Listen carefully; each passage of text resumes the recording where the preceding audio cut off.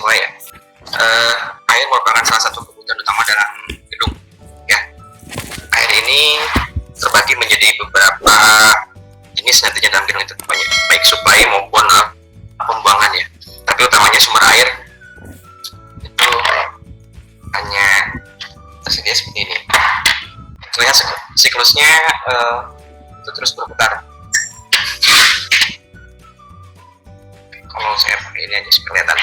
Jadi kalau kita lihat siklusnya muter dari manapun kita mulainya kan tetap aja dia muter ke sini ya. Dia muter ke sini balik lagi ke atas. Ya. Jadi ada awan ya. Kalau kita bicara ada awan turun hujan. Hujan itu masuk ke danau, dari danau ke sungai.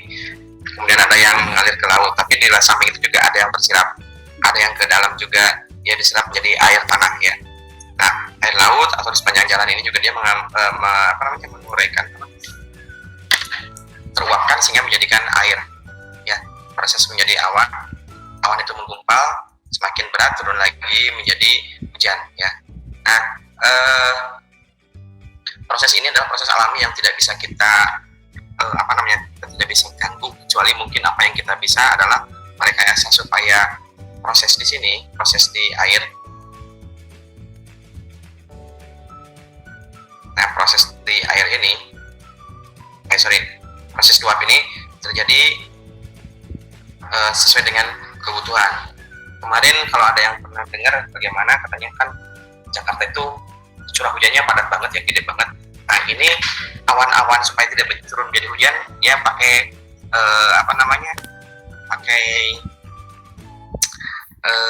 unsur tertentu ya, saya lupa lagi ya. Sehingga yang mau turun hujan itu dibuat menjadi tidak padat, sehingga dia teruraikan, kena angin, buyar gitu ya, dari sana kemari. Atau kebalikannya, bagaimana kita menjadikan angin yang tadinya buyar itu menjadi padat, berat, sehingga turun menjadi hujan. Ini rekayasanya sudah rekayasa ini salah satu yang berkompetennya adalah siapa yang kita ngajar dulu di sini, ada, nanti kalian bisa cek deh ya. Nah, yang menjadi masalah adalah air itu tidak semuanya bagus. Ada beberapa hal yang harus kita pahami. Nyata itu berubah akibat adanya polusi ya.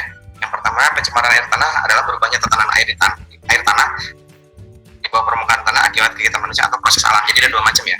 Ini akibat manusia atau akibat proses alam, sehingga mutu air menurun sampai ke tingkat tertentu dan menyebabkan air tersebut tidak lagi sesuai dengan pemanfaatannya. Ini kalau dengan manusia ini pasti jahat-jahat lah urusannya, dengan industri ya, atau dengan misalnya pembuangannya yang tadi IPA-nya nggak benar ya. Tapi kalau misalnya proses alam ini, misalnya longsor salah satunya, atau intrusi tadi, nah, di bawahnya. Jadi ada dua proses oleh manusia dan proses oleh alam. Pencemaran ini bisa disebabkan oleh pelarutan bahan limbah cair atau padat di permukaan tanah dan resapannya di air sungai. Jadi kan bisa di permukaan dan resapan. Atau kolam yang telah tercemari airnya. Penyebab lain adalah meningkatnya kegaraman. Nah, ini salah satunya juga. Kalau daerah yang si pantai, kalau nggak salah di Jakarta, terjadi intrusi air laut. Jadi air-air di pinggir-pinggir pantai sudah mulai terasa payau ya. Kenapa payau? Kenapa ini mulai terjadi intrusi? Karena porositas yang tadinya berisi air tawar. Jadi kalau saya punya misalnya kayak gini, gimana ya gambarnya? Ini misalnya, ini air. Nah, ini kan harusnya ada pori-pori di sini tuh ada. Kalau di sini harusnya ada pori-pori air. Nah, pori-pori air ini kita angkut menjadi air sumur itu. Nah, air sumur ini sehingga mengakibatkan kosong. Nah, ketika kosong, porositasnya ini berpori ya, sehingga nanti air laut itu masuk sini. Ya. Nah, sudah masuk sini berarti ini nantinya kena oleh air laut. Makanya dia berasa payau ya. Nah, ini hal yang harus kita harus kita ulangi ya. Beruntunglah kita salah satunya yang punya punya lahan banyak gitu ya. Tapi kalau misalnya di luar negeri kayak di Dubai, kayak di negara-negara Timur Tengah, mereka sampai menukar minyaknya dengan supaya punya proses penyulingan air tawar dari air laut. Berapa besar energi yang diperlukan untuk merubah air tawar dari air laut? Itu sangat berat, sangat berat, sangat mahal. Karena mereka kaya, ya kekayaannya dipakai oleh itu. Tapi kita karena nggak kaya, tapi ada gitu.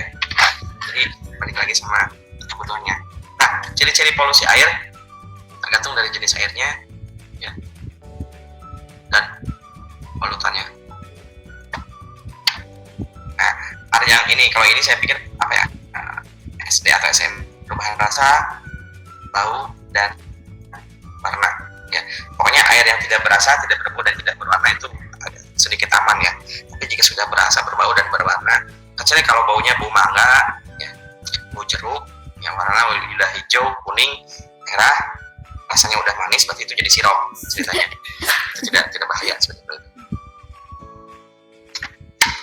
Oke, nah pengobatan ini bisa berupa penyebab penyakit, bakteri, ya, virus, atau protozoa dan cacing parasit. Ini berbahaya bagi tubuh atau bahan-bahan organik larut seperti ya. Nah, ini yang bahaya nih, logam yang bersifat racun, timah, merkuri, atau bahan-bahan apa ya namanya, logam berat serta radioaktif lainnya. Itu bisa bermasalah bagi yang lainnya. Ya. Nah, polusi air itu bisa macam-macam, mulai dari yang padatan, kemudian bahan buangan yang membutuhkan oksigen, ya, kemudian mikroorganisme, komponen organik sintetik, nutrien tanaman, minyak, sendawa anorganik dan materi. Kalau kita lihat kadang-kadang di air buangan yang warnanya udah kotak banget, itu suka ada gelembung-gelembung, apa ya namanya, gelembung-gelembung udara di dalamnya ya. Sebenarnya itu kan tadi sendawa disebutnya. Kemudian bahan radioaktif dan panas ya. Panas itu bisa mengakibatkan perubahan fisik atau material dari benda yang dilewatinya. Ya. Contohnya kalau kita mengeluarkan air panas dari apa ya namanya, dari sumber air panas, itu bisa mengakibatkan konstruksi atau materi yang dilewatinya itu menjadi bermasalah. Ya. Nah, bagaimana cara kita menganalisa parameter air? Ya, itu salah satunya adalah nilai pH. Nilai pH yang standar itu berapa? 7, Pak.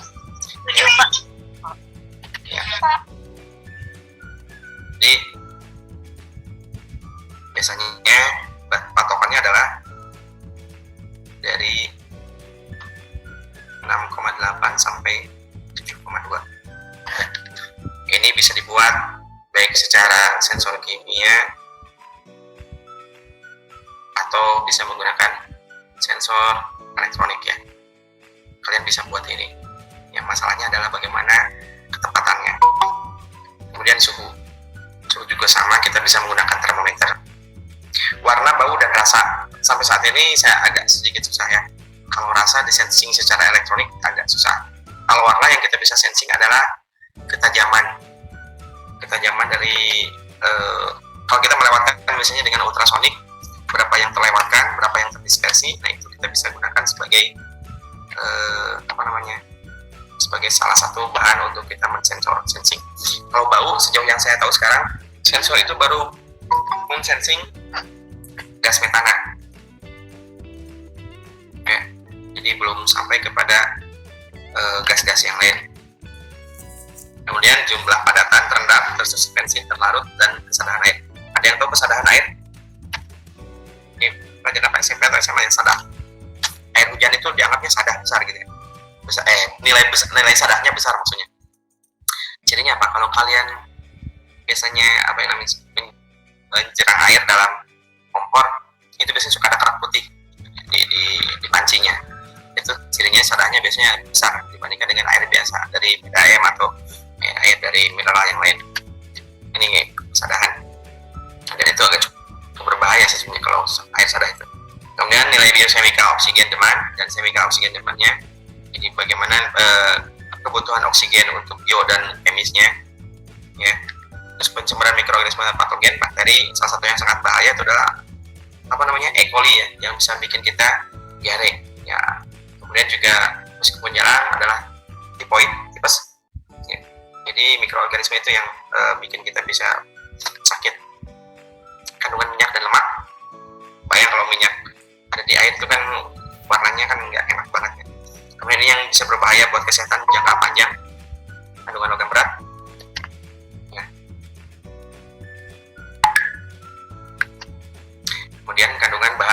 ini lebih berbahaya kalau dia lebih aktif. Ya. Nah, standar yang kita gunakan untuk air bersih dalam dalam memonitor syarat kualitas air adalah seperti ini. Ya. Sebentar.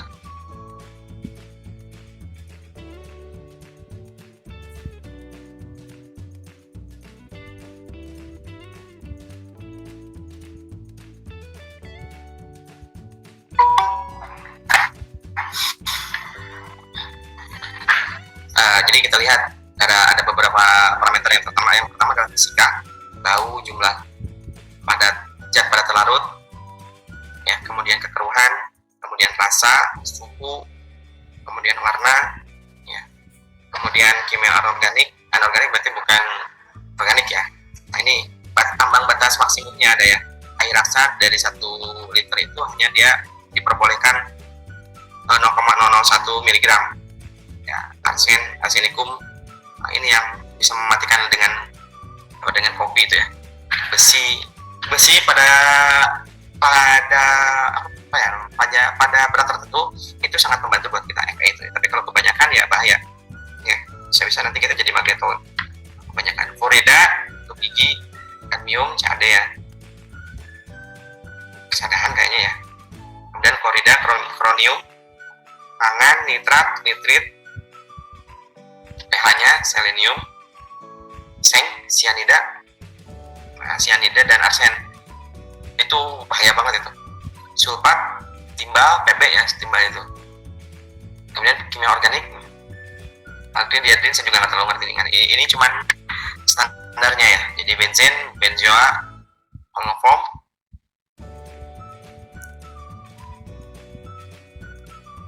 yang lainnya ada deterjen juga,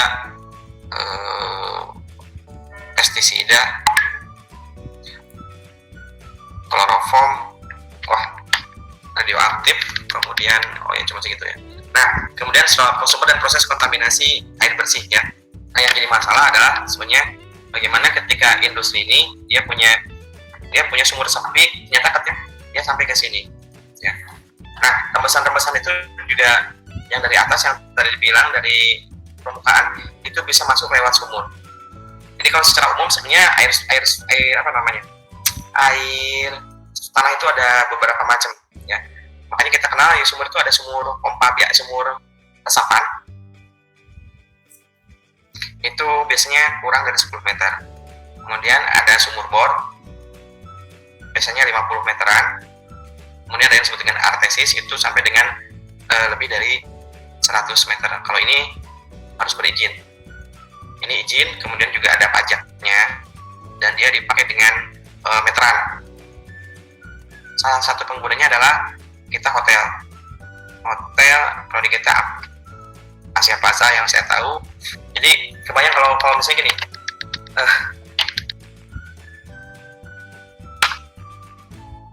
nggak ada slide-nya? Ada nggak? Ada Pak. Ada Pak. Ini yang nggak ada kenapa? Atau nggak? HP-nya nggak ada kayaknya. Jadi saya lupa. Jadi gini, penyediaan air bersih kebayang oleh kalian kalau saya punya ngebangun hotel bisa atau ngebangun mall aja. Kalau saya langganan ke PDAM, itu PDAM harus menyediakan berapa satu hari? Ya, berapa yang besar dibayar kita? Saja di rumah itu hanya 4 orang dan tidak aktif, itu PDAM habis sekitar 60 sampai dengan 100.000 per hari. Itu 4 orang. Nah sekarang kalau saya di mall atau di hotel dengan pakai masak beberapa ratus orang, ya di dapurnya, kemudian proses untuk air saus segala macam, mungkin pihak hotel harus mengeluarkan jutaan rupiah per hari. Ya. Nah, oleh karena itu apa yang paling murah bagi hotel atau bagi bagi mall atau bagi apapun, itu tadi ngebor. Kita mengebor di sini. Jadi dia hanya buat satu kali izin pengeboran dan pajaknya, tapi dia lebih irit dalam operasional harian. Sehingga ya di sini diizinkannya di sini. Atau kalau di sini yang paling bawah. Ya. Nah, mengebor sumur ini juga agak susah ya. Kalau namanya mengebor sumur itu tidak serta langsung kita bisa ngebor di bawahnya ada air, enggak. Jangan berpikir bahwa kalau namanya ngebor itu misalnya begini, di sini itu tidak tiba-tiba tidak ada air ya. Nah, kalau kita misalnya kita ngebor ke sini, ya ini lapisan air, ini adalah lapisan air, kemudian ini lapisan air. Nah, kita harus tahu kalau ini kita ngebor, ini nggak harus ngebor. Nah, di sini, ya lapisan yang lapisan yang banyak airnya itu bentuknya awalnya tidak berupa kubangan air, dia hanya berisi air yang bercampur dengan tanah, lumpur jadinya di sini. Nah, oleh karena itu di sini akhirnya kita pompa keluar. Jadi yang tadinya saya gambarin di sini ya, yang tadinya misalnya begini, ya, ini adalah jalur air dan lumpur. Tapi karena kita pompa keluar, ini lama-lama akan besar, jadi palung. Ini bolong, ini jadi air. Nah, permasalahannya, kalau kalian ngebornya kelewatan yang tadi ke air ke bawah, itu ngebor gagal, karena airnya akan jatuh ke bawah. Pak, di sini nanti akan ada timbul lagi? Enggak, dia akan terus nyerap ke bawah gitu. Makanya ngebor itu diperlukan orang yang ahli dan biasanya juga butuh referensi dari PU kalau misalnya. Ada yang disebut dengan geolistik. Geolistik itu dari atas itu ditembak pakai sensor. Nanti permukaan tanah surface bukan permukaan juga, kondisi bagaimana air tanah itu kelihatan. Jadi kita harus ngebor di sebelah mana, di titiknya berapa gitu ya, dan kedalamannya itu berapa juga, itu akan kelihatan ya. Tapi geolistik mahal. Saya pernah terlibat dalam geolistik itu. Ada berapa titik yang harus ditembak ke bawah, ditembak gitu, suaranya maksudnya. Nanti kita ada pemantulan kayak sonar. Kalau yang sering nonton film kapal selam kan ada sonar itu ya, jadi kita dengar, tapi pantulannya beda-beda, itu akan memetakan resonansinya di bawah kayak gimana. Itu untuk air ya. Nah, kontaminasi ini terjadi utamanya sebenarnya dari atas, baik dari domestik kalau di rumah dan kampus ya. Kebayang aja kalau misalnya saya punya WC ya, kemudian saya punya septic tank sebelah sini, kemudian saya punya sumur misalnya di sini. Kan dari WC saluran ke septic tank. Dari septic tank ini jaraknya misalnya hanya kurang dari 10 meter. Ini kan ada resapan nih ke sumur. Kebayang nggak oleh kalian? Makanya coba deh kalau nanti di rumah diukur lagi jarak antara septic tank dengan dengan sumurnya, terutama yang punya sumur ya. Itu kurang dari 10 meter atau enggak? Ya. Berarti nanti jangan-jangan air sumur yang kalian pakai tiap hari itu sebenarnya dalam proses dari sana turun di sumur kalian. Ya. Jadi hati-hatilah. Ya kalau pada satu sisi tanah itu bisa membersihkan menjadi filter.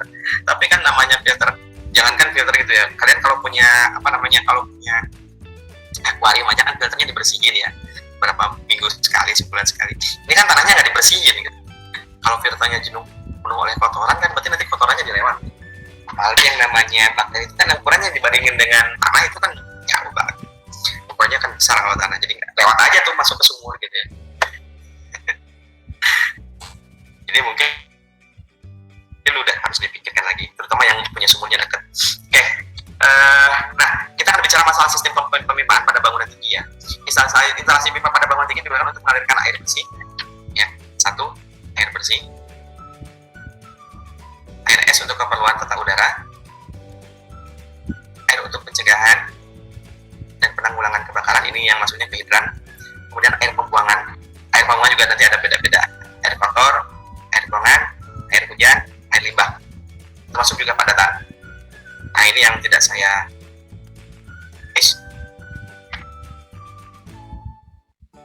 air bersih, air es. Nah, ini yang tadi saya bilang hidran.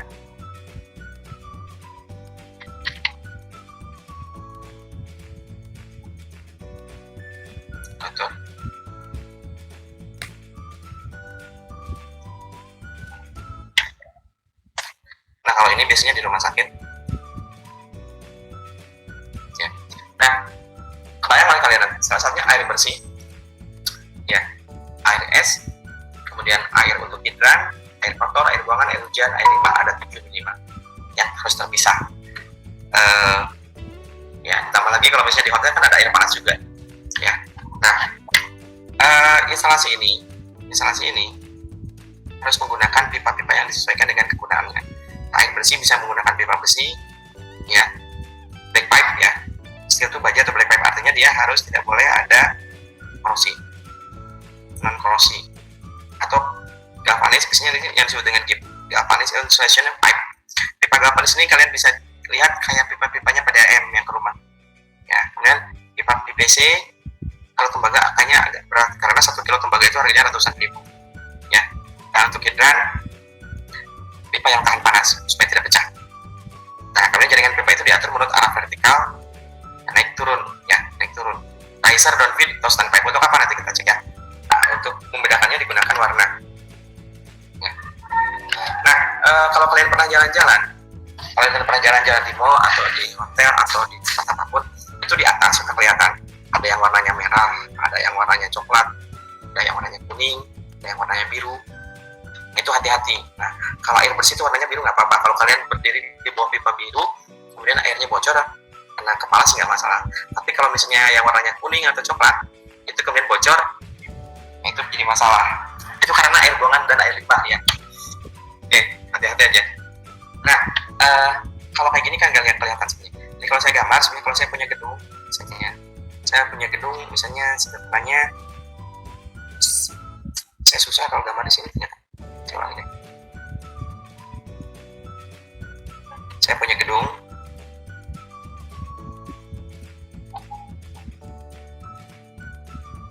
Nah, untuk menyalurkan air dari bawah ke atas, itu ada sap namanya. Sap ini lubang dari atas ke bawah ini, jadi ceritanya ada segini. Oh, ini lantai ya. Lantai ini dia tidak ditembok, jadi bolong. Nah, sap ini adalah ini. Dia ada sap, bolong. Isinya pipa yang akan memindahkan air dari sini ke atas.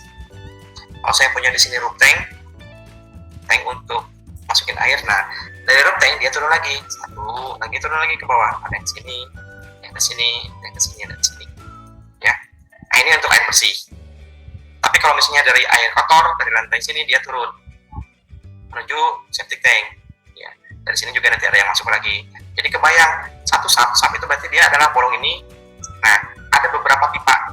Nah, supaya nggak ketukar pipa itu makanya pakai warna. Ya, ada pipa air hujan, pipa air kotor, ada pipa air buangan, ada pipa air untuk jaringan sprinkler, ada pipa ventilasi, pipa air bersih dan pipa air bersih dingin dan panas. Jadi di sini mungkin ada minimal 4 pipa ada, ya. Minimal 30. Kalau yang saya lihat sap itu biasanya tersembunyi, nggak bakalan kelihatan. Biasanya ada di belakang WC, dekat panel, atau di daerah kerja yang tidak terekspos oleh pabrik, ya. Dekat hidran biasanya. Kalau tahu kan hidran yang warna merah di muka itu ada selang buat kebakaran.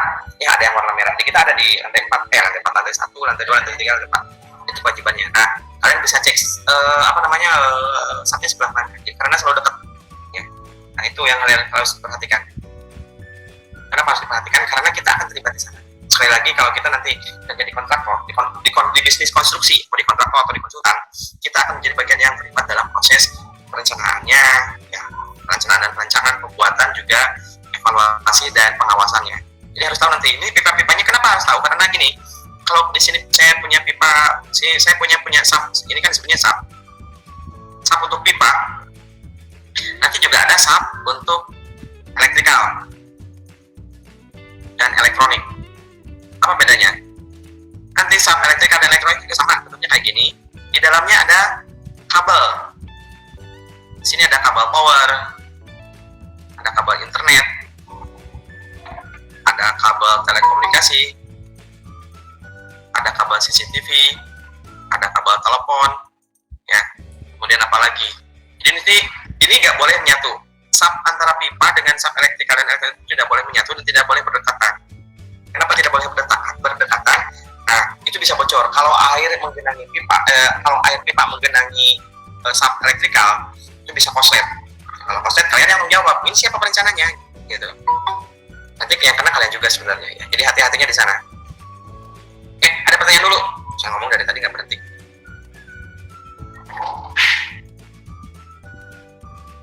Silakan. Kalau yang dari Tanya, Pak. yuk, Kalau yang limbah dari WC itu masuknya ke apa namanya yang coklat itu ya Pak? Berarti pipa coklat atau memang langsung ke septic?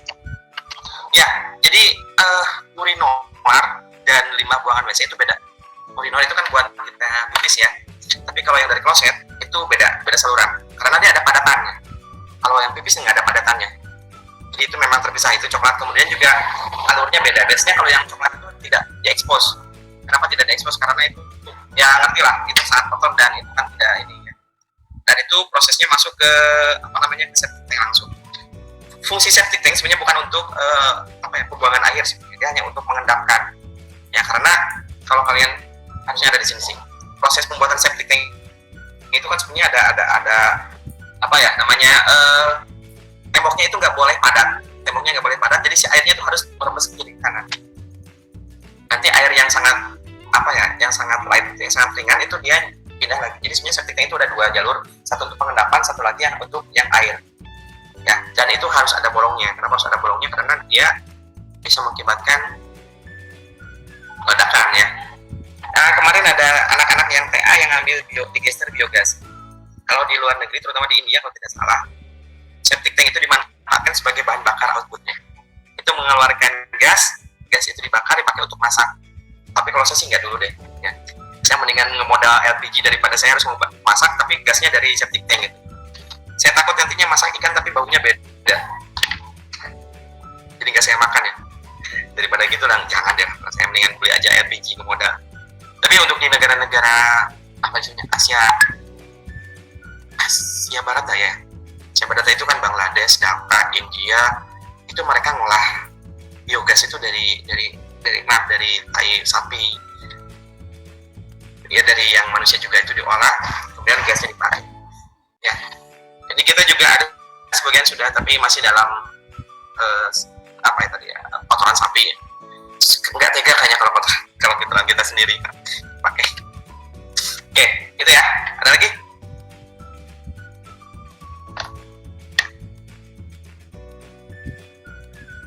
Ada lagi, saya terusin. Nah, saya kemarin nyari-nyari yang sudah saya scan nggak ketemu, jadi mohon maaf akhirnya saya foto nih. Karena di rumah saya nggak ada printer scan, adanya printer biasa. Jadi ini saya foto, jadi saya pindahin ke sini. Ini salah satu contoh bagaimana suatu sistem pemipaan dalam gedung ya. Jadi awalnya dari bawah nih ada air tanah, ini ada pasokan utama. Pasokan utama ada meter air seperti yang tadi saya bilang. Nah, ini yang disebut dengan ground tank. Ya, tank bawah tanah lah. Tank ini disimpan di bawah tanah. Jadi air bersih ya, air bersih ini disimpan di sini. Kemudian dia disalurkan ke atas. Nah, pakai pompa. Ada yang disebut dengan namanya riser. Riser itu berfungsi untuk yang namanya juga rise, dia naikin. Ya, ada dua macam. Ada yang dia langsung menaikkan ke atas. Ini yang disebut dengan group tank.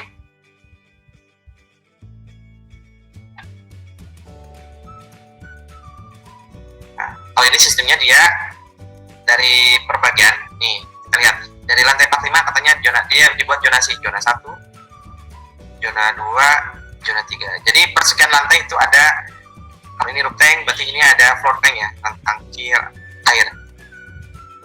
Nah, dari sini, ini ada 3 buah riser pompa naik ke atas. 1, 2, 3. Dari tangki ini kemudian dia masuk sini, diturunkan ke bawah. Tiap lantai dia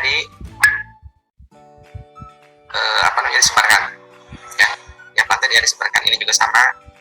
Tiap lantai disebarkan.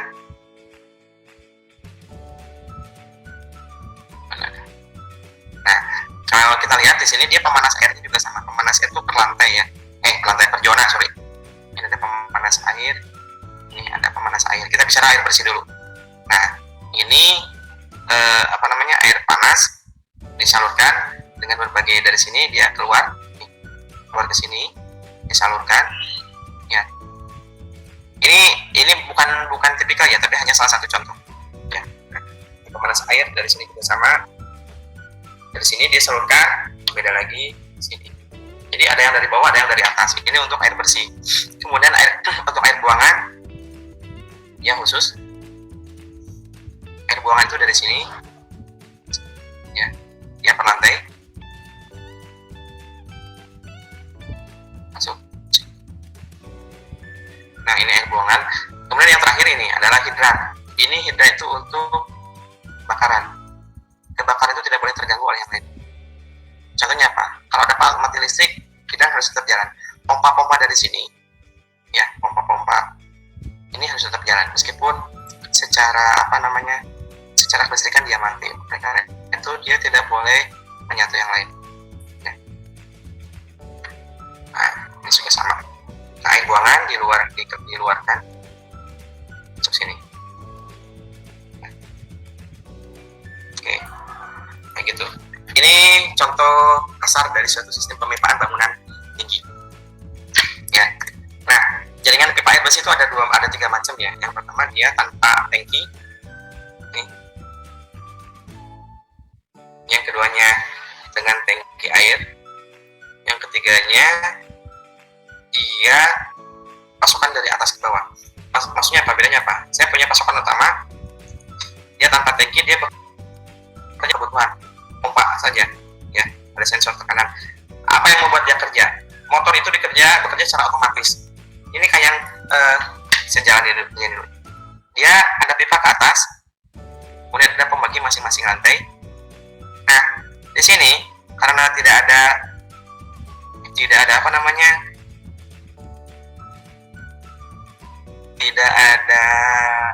tap, maka ketika butuh air pompa harus kerja. Ya, nah apa yang membuat pompa bekerja? Tekanan sini. Tekanan. Jadi kalau kalian buka keran atau kalau kalian tekan wastafel, tekanan akan berkurang. Sehingga kalau tekanan berkurang, sensor akan bekerja. Kalau sensor bekerja, dia akan menyalakan pompa supaya tekanannya tetap. Ya. Tapi kelemahannya adalah ini motor akan bekerja on off terus-terusan.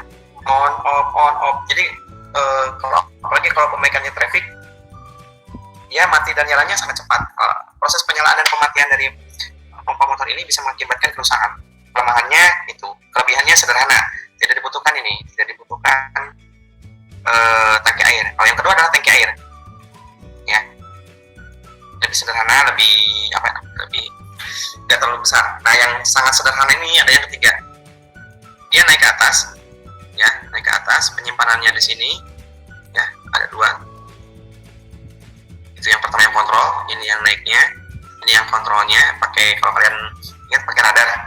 Oh ya, di rumah pakai radar. Nah, kalau pakai radar gini, dia nyala matinya tergantung dari penuhnya ini. Kalau sudah penuh dia mati. Nah, gimana turun ke bawah? Turun ke bawah dia hanya mengandalkan gravitasi. Nah, jadi dia kan dia punya apa nih? MGH ya, potensi dan dipotensial. Nah, pertanyaan saya, di antara 10 dan 1, mana yang paling tinggi? Yang paling bawah, Pak. Tekanannya paling bawah.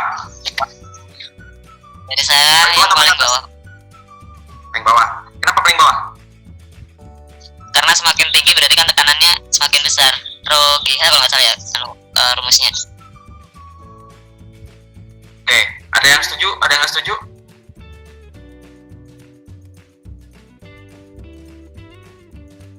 Oke dong. Jadi kalau saya puterin keran di lantai 1 sampai lantai 10, yang paling besar apa ya? Semburan airnya lantai 1 atau lantai 10?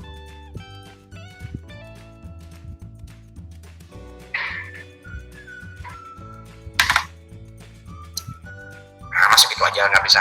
Cuma 1 orang tadi. Soalnya kalau di kos saya ini kan, saya kan di lantai atas itu deket toren. Nah itu kalau di kamar mandi saya itu kerannya nggak kenceng, tapi kalau yang di bawah tuh lebih kenceng. Dari situ sih, Pak, pembuktiannya. Nah, itu pengalaman hidup berarti ya.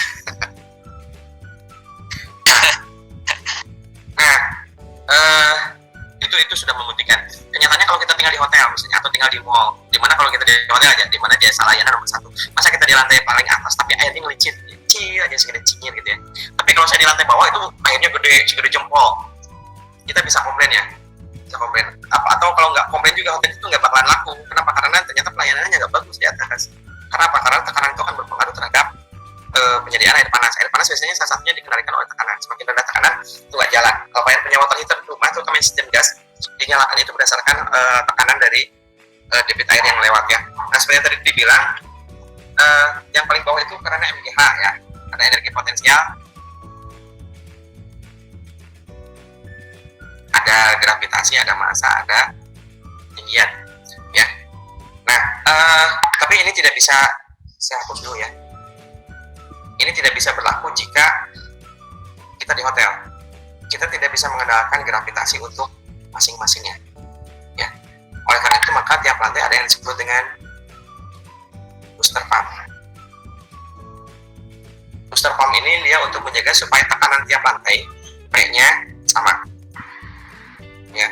Jadi nanti kalau ada yang mau ngambil KP atau TA, ini salah satu konsep utilitas sistem tenaga utilitas bangunan juga bisa dipakai. Bagaimana prosesnya di hotel atau kalian misalnya KP-nya di apartemen, bagaimana prosesnya, apakah tiap lantai tekanannya sama, motor-motornya bagaimana, posisinya di mana, itu bisa jadi salah satu KP ya, cukup menarik juga. Nah kemudian, nah ini jaringan pipa air kotor dan ventilasi. Pernah lihat gambar kayak gini nggak? Belum Pak. Belum Pak. Sekarang lihatnya. Waduh. Ada yang pernah dengar isometri? Oh pernah Pak. Oke, dimetri dan trimetri. Ini sorry ya, tulisan saya jelek juga ya ternyata. Saya baru nggak. Itu isometri, trimetri, dimetri. Pernah lihat di mana? Pernah lihat, pernah dengar di mana? Di gambar tadi. Oke, sip. Menggambar tadi kan. Apa artinya kalau trimetri atau ya iso? Menggambar tadi. Apa yang disebut dengan isometri? Kalau isometri itu gambarnya bisa menunjukkan 3 sumbu Pak, XYZ. Ini jelek banget. Saya gambar dulu, tapi kalau di NTP itu susah banget ya. Bentar, saya ganti dulu.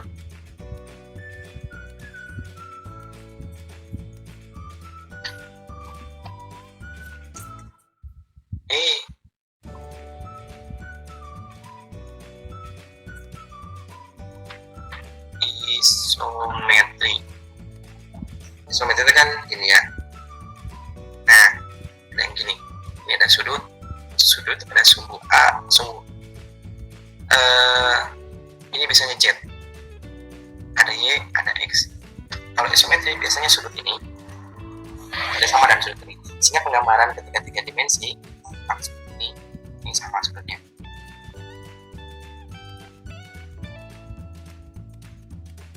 Tapi kalau misalnya trimetri dan dimetri biasanya tinggi perbandingan antara X, Y, Z, kemudian sudut. Misalnya kalau ini saya bilang alpha, ini beta, itu dia punya aturan sendiri. Itu yang membedakannya. Nah ini yang paling sederhana, isometri itu untuk menceritakan bagaimana jalur dari perpipaan mulai dari atas ke bawah. Nah kita lihat ya, ini contoh-contohnya nih. Ada pipa cabang, ada pipa utama. Jadi ini pipa utama untuk air kotor. Itu dari atas sih sebenarnya. Nah dari sini. Nah ini adalah pipa dari WC nih. Ini masuk sini, keluar. Ini dari bak cuci, dia juga sini, masuk sini. Ya, ini juga masuk sini. Jadi ceritanya dia penggambaran 3 dimensi untuk pipa. Bagaimana pipa-pipa itu terhubung baik ke bak cuci, ke WC, ventilasi dan wastafel. Ini wastafel ya, ini ventilasi. Kemudian gabungan, ada gabungan dari berbagai macam. Ya. Nah, ini gambaran dari bak mandinya. Ini bak mandi,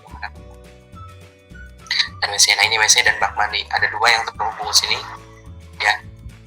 Sini dan sini terhubung. Nah, kemudian untuk bak cucinya di sini, ya. Nah, jadi ini jalur yang ke bawah, secara isometri gabungan, ya, ke kiri dan ke kanan, sama juga ke kiri dan ke kanan. Kalau yang ini ke kanannya masuk ke sini, ya gabungannya masuk sini. Ini juga sama yang ini masuknya. Nah, kalau kalian lihat ini seperti tersambung padahal enggak ya. Nah, hati-hati nanti ada yang disebut dengan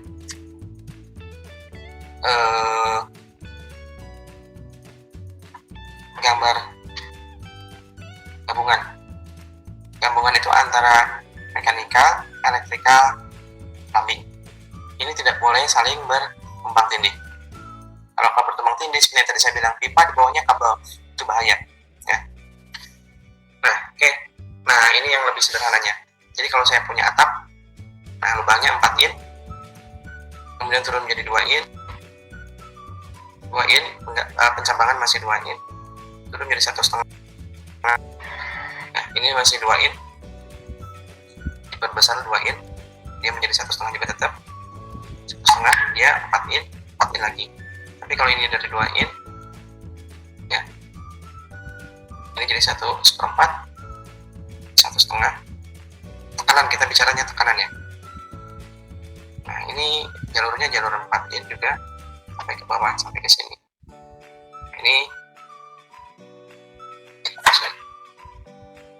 sama 4 in pencambangan. Jadi sebenarnya kalau kita bicara masalah pipa dan masalah air, itu air apapun itu sama seperti kita bicara masalah kabel dan arus. Kalau arusnya pengen besar, berarti pipa kabelnya harus diperbesar. Ini juga sama, kalau airnya pengen diperbesar, pipanya harus diperbesar, kecuali tekanan. Kalau pengen bicara tekanan, berarti kita bisa memperkecil pipa untuk memperbesar tekanan ya. Masih ingat rumusnya yang apa tuh, rumus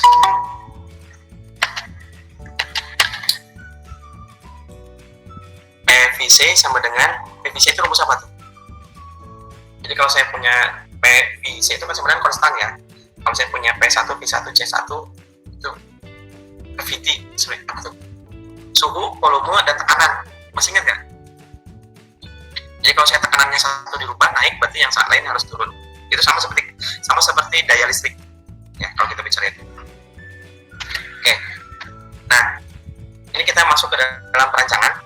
Mulai dari, tapi tidak secara detail kita bahas, nanti di pertemuan selanjutnya kita bahas. Ini yang hari ini. Kemudian nanti sistem pendinginan air, pemanasan air. Beberapa sistem pemanasan air menggunakan sistem distribusi ya. Jadi kalau kalian di hotel, lihatnya kenapa di hotel, karena sering dipakainya di hotel. Itu biasanya WC-nya itu selalu menjorok ke dalam. Ada tembok ya. Terus kalau kalian keluar kamar, itu kelihatan ada pintu sebelah kamar kita, suka ada pintu samping WC itu, suka samping pintu kita biasanya langsung itu ke WC. Nah sebelah sininya suka ada pintu yang tertutup, itu nggak pakai kunci. Nah itu biasanya water heater terdistribusi. Jadi water heater di hotel biasanya satu kamar satu. Jadi kalau ada gangguan tidak semuanya kena. Jadi menyalakan atau mematikannya itu ada di tiap kamar. Ya, cuman kelemahannya adalah kalau aliran airnya tidak bagus, kadang-kadang tidak panas. Seperti yang tadi misalnya di hotel di lantai atas itu karena tekanannya nggak bagus, apalagi hotelnya hotel budget, ya boro-boro pakai booster pump misalnya, ya seadanya aja pakai gravitasi. Nah kan namanya air water heater itu harus tekanannya tinggi. Kalau tekanannya tidak tinggi maka dia tidak menjadi panas. Gitu. Ya, oke. Ada pertanyaan lagi? Izin bertanya Pak. Yuk. Kalau biasanya untuk perencanaan di AutoCAD-nya gimana Pak dari utilitas air ini?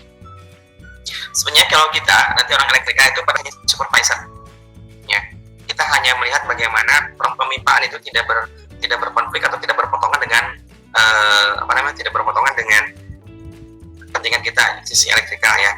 Nah kalau proses penggambaran ini sebenarnya orang mesin yang lebih jago, lebih biasa orang mesin dan sipil. Tapi kalau kita bicara masalah piping, kalau saya nanya orang sipil, mereka akan juga nuduh ke orang mesin. Tapi juga saya pernah bicara sama orang mesin, mereka juga nuduh ke orang sipil. Jadi sebenarnya ini lahan tidak bertuan kalau di bisnis konstruksi ya, di bidang konstruksi. Jadi piping itu mereka ternyata bisa dengan sendirinya. Ya. Konsepnya mungkin mereka belajar ya bagaimana piping air bersih air kotor. Di sipil kalian cuma ngobrol. Nah kalau nanti ngobrol kalau nanti bicaranya bagaimana teknisnya, itu ada dua gambar. Gambar kerjanya yang satu adalah gambar irisan tapak atas lajur. Kemudian keduanya adalah tambah irisan. Gambar isometri itu memang dibutuhkan, tapi biasanya jarang dipakai karena mahal, ya. Karena dia isometri namanya juga, dia 3 dimensi harus ngitung dengan baik dan menggambarnya agak susah. Tapi selalu ada. Jadi kalau saya punya satu bundel gambar, satu perencanaan atau satu pelaksanaan, satu gedung, itu hanya menjadi misalnya contoh, hanya diambil satu titik kayak tadi, satu PC bentuk isometrinya kayak gimana. Jadi isometri secara gedung itu nggak tampil karena sangat susah menggambar isometri untuk piping, sangat ngejelimet ya. Lebih baik bicaranya 3 dimensi, dan yang namanya 3 dimensi itu kan tidak bisa di print ya. Oke, ada lagi?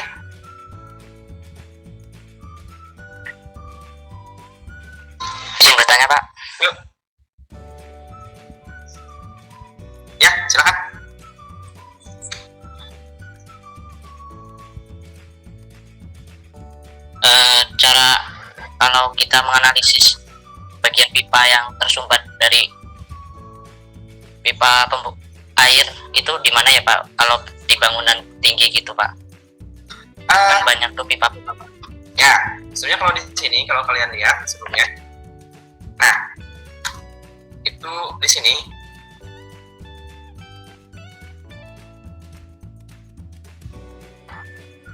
nah pipa-pipa utama ini biasanya mereka tidak ditutup permanen, ya satu. Sehingga kalau misalnya ada sumbatan, mereka ngeceknya di sini.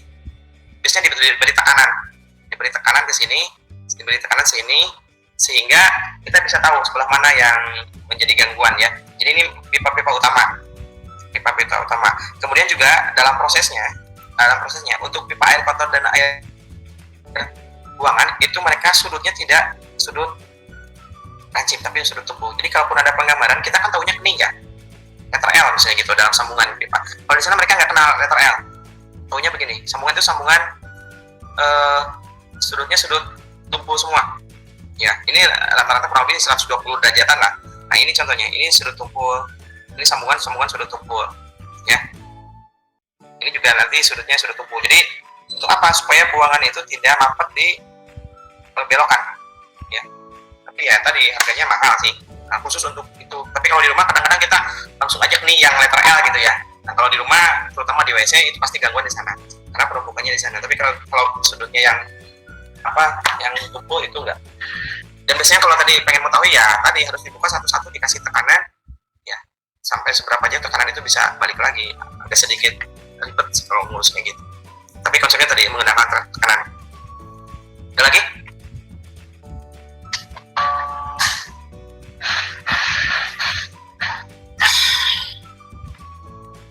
Kalau isometrinya sampai sejauh mana? Kalian pernah menggambar isometri belum? Belum? Kalau saya pernah sih Pak. Ada ya? Pernah ya? Pak Edwin ya? Dulu Pak pas SMK. Oh SMK. Kalau menggambar teknik ada yang sampai tugas nggak isometri? Ada Pak. Ada. Karena nanti salah satu kebutuhannya ini. Ya. Oke. Nah, bagaimana cara kita merancang kebutuhan air bersih? Berikan kebutuhan air dimaksudkan untuk memperoleh gambaran mengenai volume tangki air, tangki ya, yang perlu disediakan dalam satu bangunan dan kapasitas pompa yang diperlukan. Kebutuhan air bersih dapat itu berdasarkan jumlah standar pemakaian rata-rata per hari per unit, orang, tempat duduk atau tempat tidur dan lain-lain, serta jumlah dan jenis peralatan saniter yang digunakan. Yang terakhir adalah beban peralatan saniter. Jadi kita kalau misalnya pengen tahu nih berapa jumlah air bersih yang dibutuhkan untuk di teknik, kita bisa menggunakan beberapa pendekatan. Pendekatan pertama dengan menggunakan kebutuhan per orang. Ya, kalau di sini kita lihat sebelah kanan ada apartemen. Apartemen akan urusannya dengan per orang. Kapasitas apartemen kalau misalnya yang studio itu kan paling nyampung cuma 2 atau 3 orang juga udah kelebihan. Kalau punya apartemen yang bentuknya adalah studio, kita bisa dengan mudah. Saya punya apartemen bentuknya studio 10 misalnya. Kali maksimum 3 orang dikali dengan kalau kita ambil nilai tengahnya 200 misalnya. Nah, kita dapatkan 6.000 liter per hari. Ya. Nah, berarti kita harus menyediakan 6.000 liter per hari. Kebayang itu dari mana suplainya. Nah, kemudian bioskop. Kebutuhannya adalah 15 liter per kursi per orang berarti sebenarnya. Nah, kita cek berapa kursi di sana satu studio. Kalau kita misalnya di AP satu studio itu kayaknya lebih dari 200 nih kayaknya. Makanya kan biasanya ada 2 cewek dan cowok dan banyak berjejer. Kalau kelihatan kan kebutuhannya kelihatan ketika mulai dan ketika beres orang ngantri banget di WC. Ya, jangan seperti itu. Nah, kemudian hotel. Kebutuhan di hotel lebih besar karena ini hampir sama dengan kebutuhan dari apartemen. Yang membuat dia lebih besar batasan bawahnya karena kenyamanan. Sementara kalau apartemen pribadi, mereka masih bicara masalah efisiensi. Karena hotel kita bayar, maka kita boleh mengoptimalkan pembayaran kita dalam bentuk kenyamanan. Nah, kalau kantor karena kita bicaranya di sini hanya 8 jam per hari, ini kebutuhan dasarnya paling kegiatan untuk urinoir dan di WC, ya sampai dengan mandi atau apapun ya. Nah, kalau di restoran juga sama, urusannya dengan ke WC, ya hampir sama dengan di kantor. Cuma dalam waktu yang pendek. Tapi karena proses kebutuhan restoran itu berhubungan dengan memasak, makanya dimasukkan ke kursi. Nah, rumah sakit lebih besar karena ada orang menginap serta kebutuhan yang sakitnya. Nah, kemudian kalau sekolah dengan asrama dan tanpa asrama itu yang dibedakan. Ya, kalau asrama dengan asrama ya, itu lebih besar. Ya. Nah, itu adalah kebutuhan air bersih per liter, per orang ya, atau per hari. Nah, sementara untuk kebutuhan air panas, nah kita bisa lihat di sini untuk apartemen, untuk rumah sakit juga sama ini air panasnya ya, untuk hotel, untuk kantor. Ya, ini ada catatan misalnya untuk restoran. Seperti apa? Ini kursi restoran ini dilihatnya jangan tempat tidurnya ini. Laundry ini rumah sakit kayaknya di sini. Ini untuk air panas. Jadi kalau ini dilihatnya dari jumlah orang, ya. Jumlah orang atau unit, baik itu berupa kursi atau tempat duduk atau ranjang. Tapi kalau kita bicara yang lain, nah ini yang paling enak kita bisa buat berdasarkan meter kubik bangunan. Cukup dari ini. Misalnya 1 meter kubik apartemen itu butuh 20 liter. Saya punya gedung yang luas tingginya misalnya 80 meter kali 30 meter dengan tinggi misalnya 20 meter. Berarti 24 kali 2 4.800 ya. 48.000 meter. Nah, ini cukup akurat nggak kalau masuk ke hotel atau masuk ke itu lebih sederhana. Tapi ini lebih kasar sebenarnya. Karena banyak ruangan-ruangan yang tidak dibutuhkan air, misalnya lobby, taman yang sintetis atau di dalam itu kan sebenarnya tidak butuh ya. Nah, kalau ini berdasarkan jumlah saniter tadi. Berapa jumlah klosetnya, jumlah wastafelnya, bak mandi, shower, bak cuci, urinoir sama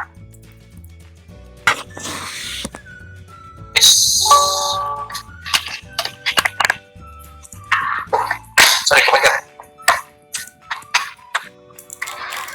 Itu menjadi akhir dari materi yang kita buat hari ini. Ya.